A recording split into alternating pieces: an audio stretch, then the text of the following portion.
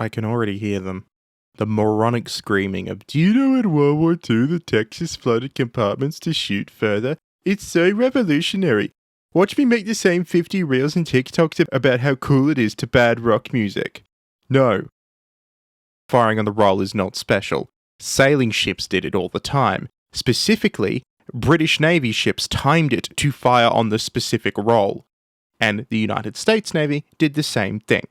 So timing shots with swells and listing your ship intentionally to shoot further isn't special. Get a hobby.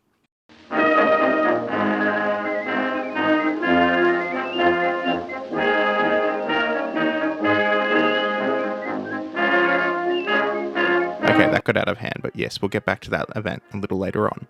Welcome back to 5 Minute History, the weekly series where patrons choose the topic. This week we'll be discussing the USS Texas, courtesy of... USS Texas.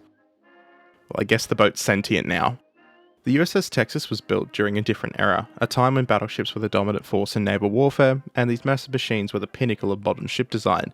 But weirdly, they were still put together with pack animals carting metal around a shipyard. A really odd, interesting time period in history where the pinnacle of technology is still being built with the same technology that built its wooden ancestors. Texas, though, was constructed by the Newport News Shipbuilding Company in, well, shockingly, Newport News, in Virginia. Construction began in 1911, and the ship was launched on the 18th of May 1912, before officially commissioning into the United States Navy on March 12, 1914.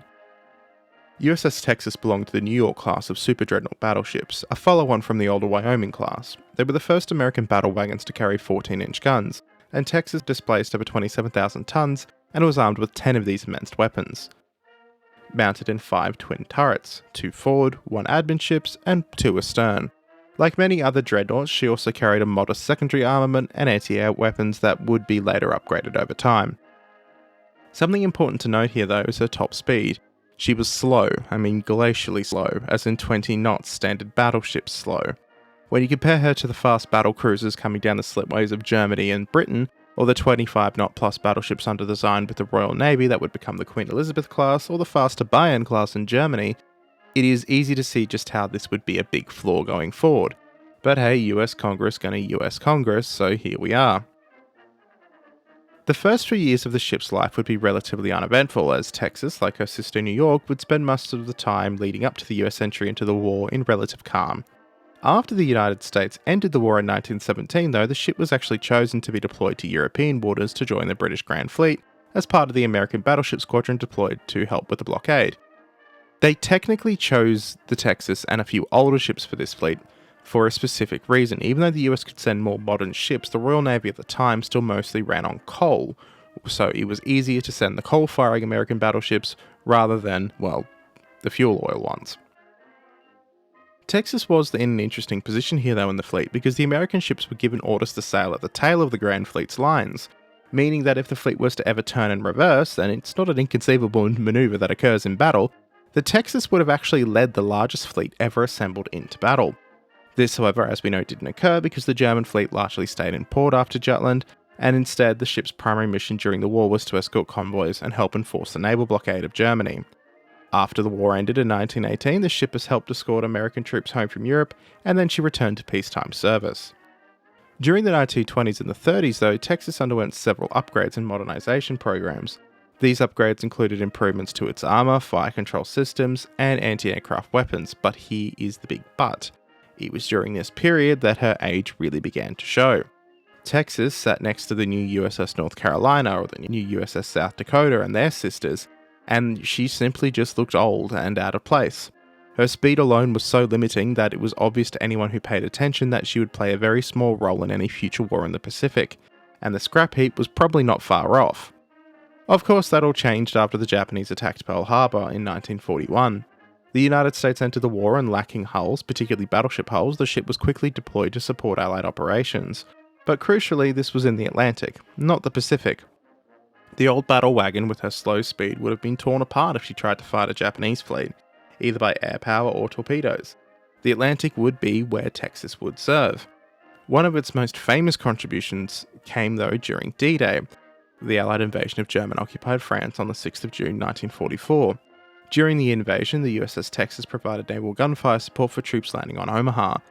Later in June 1944, during the Battle of Cherbourg, to increase the range of its guns, the crew did intentionally flood part of the ship, causing it to tilt very slightly. This is not special. Stop pretending it is amazing. Stop pretending it's revolutionary. Ships, including American ships, have been firing based on lists to increase elevation for hundreds of years. Get over it. Get a hobby. Touch grass. You don't need to make a TikTok about it. And stop asking me to make a video about this specific incident. It's not that special. Anyways, after operations in Europe, with the Japanese Navy essentially dead and the threat removed, Texas would at last be transferred to the Pacific. There she would support the amphibious assault on Iwo Jima and Okinawa in 1945. In these operations, the battleship again provided bombardment support, targeting enemy positions ahead of the US landings. The post-war US Navy really had little space for battleships, let alone the tiny old Texas. When you consider the 4 Iowas were speeding around, technically there were 6 designed, but only 4 got built, and the Montanas were being planned, there was no space for the Texas. She would linger for a time, but Texas was decommissioned by the US Navy in 1948, and it seemed likely she would go to the scrap heap like the Enterprise and the New York. It was here, though, that her namesake, the state of Texas, stepped in to save the ship. She was formally transferred over to the state, where they named her the flagship of the Texan Navy. Yeah, that's a thing apparently. And she was turned into a museum at the San Jacinto Battleground State Historic Site near Houston. Very interestingly, though, Texas became the first permanent battleship memorial museum in the United States, and today she's actually the only remaining Dreadnought battleship left. The only battleship that's older than her, really, in terms of, battleship, I'm not talking line of battleship like HMS Victory, is the Mikasa, which itself is a pre-Dreadnought, and then after that, you've got World War II ships. Texas really occupies a special place when it comes to museum ships. As time did pass, though, interest did waver, and by the early 21st century, the ship required an extensive restoration project. Decades and decades of exposure to water, weather, and just in general poor maintenance, because of a lack of funding, caused structural damage and corrosion. In fact, the situation got so dire that there was a very real worry that the ship could break apart and sink in the coming years if something wasn't done. This isn't something that's just affecting the Texas. A lot of American museum ships are in the same boat. They are not getting any funding anymore, and some of them have actually sunk. The Fletcher-class destroyer USS Sullivan's is in danger at the moment of sinking. Preservation organisations in the state of Texas, however, launched a major restoration effort to save the Texas, and in 2022, the ship was moved to a shipyard for large-scale repairs. This project involved replacing steel sections, repairing the hull, and stabilising the ship, along with giving her a new home. Unfortunately, this has led to some people calling it the Ship of Theseus, arguing that the original vessel is going away to repair it with the new one. To them I say, no, ships get maintained throughout their entire careers. Even if they're just museum ships at this point, they still need to be maintained. It's just a thing that happens. So today, the Texas has been maintained, it has been repaired, and it's given us some of the coolest photos I have ever seen of a battleship. Mostly because they're in 4K, and it's like, how cool is it to see an actual proper Dreadnought moving around in 4K? And yes, the USS Texas did help inspire the Star Destroyer, along with other ships from the period. So, that's the story of the USS Texas. If you really like the Texas, and I mean you really, really like it, say this gets 40-odd thousand views or something, we'll put that as a benchmark. It usually won't. These 5-minute ones are really just for the patrons and the members and anyone else who finds the topic particularly interesting. But if it does well, I will commit to doing a proper full-length video about the Texas. We're talking 20-30 minutes where we talk about the USS Texas because it's cool. Like, comment, subscribe. For the love of all that is holy, do not make a TikTok or reel about the stupid listing thing. The ship is far cooler than that dumb thing. I'm serious. This ship has amazing history, and it's a living museum of the past. One stupid TikTok leaning it's just moronic.